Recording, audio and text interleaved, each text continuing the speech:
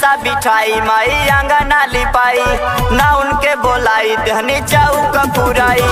कल सा बिठाई माई अंगना लिपाई, ना उनके बोलाई दहनी चौक पुराई। पूरा बतैयारी,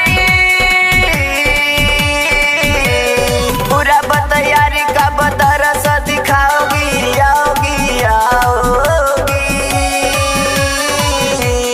ओढ़ी चुनर मैया घर मेरे कब आओगी, ओढ़ी चुनर मैया घर मेरे कब आओगी।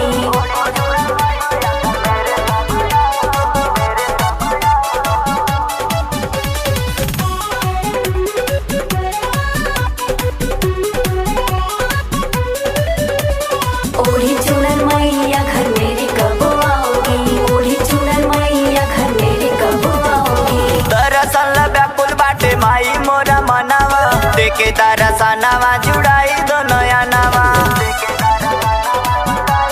जय माँ। दरअसल व्याकुल बाटे माई मोरा मनावा, देखे दरसनावा जुड़ाई दो नया नवा।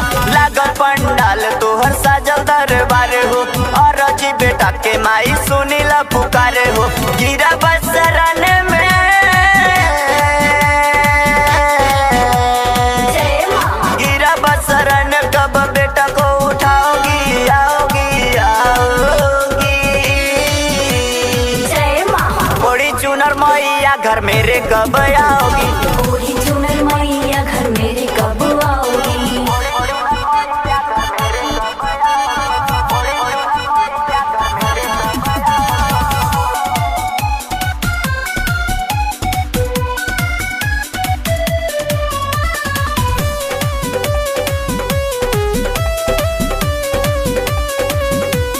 जय माँ।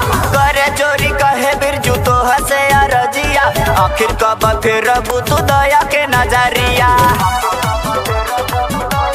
जय माँ। करे चोरी कहे रोशन तो हंसे रजिया, आखिर कब फिर रबू तू दया के नजरिया। दया के नजर माई सबका पे रखिया, डूबे नहीं नैया तू पार सबके करिहा। आके कब गीतिया, जय माँ।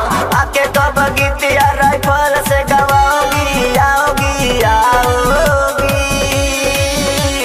जय माँ। ओढ़ी चुनर मैया घर मेरे कब आओगी, ओढ़ी चुनर मैया घर मेरे कब आओगी। कल सा बिठाई माई अंगना लिपाई, ना उनके बोलाई दहनी चौक पुराई। पूरा बतैयारी, पूरा बतैयारी का बदरस दिखाओगी, आओगी आओगी। ओढ़ी चुनर मैया घर मेरे कब आओगी, ओढ़ी चुनर मैया घर मेरे कब